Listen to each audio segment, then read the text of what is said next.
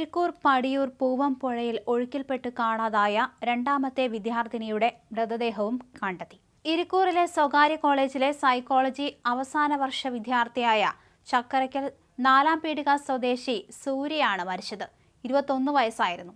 ഇവരോടൊപ്പം കാണാതായ കൂട്ടുകാരി ഷർബാനയുടെ മൃതദേഹം വ്യാഴാഴ്ച രാവിലെ കിട്ടിയിരുന്നു. ഇവർ മുങ്ങിത്താഴുന്ന സ്ഥലത്തു നിന്നും ഏതാനും അകലെ നിന്നും ഉച്ചയ്ക്ക് 12:30ഓടെയാണ് മൃതദേഹം കണ്ടെത്തിയത്.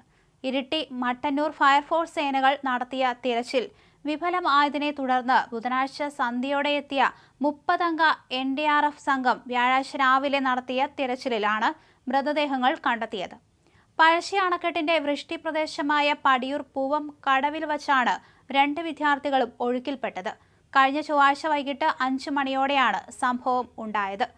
കണ്ണൂർ സർവകലാശാല നടത്തിയ പരീക്ഷയെ തുടർന്ന് സഹപാഠിയുടെ വീട്ടിലെത്തിയതായിരുന്നു ഇവർ.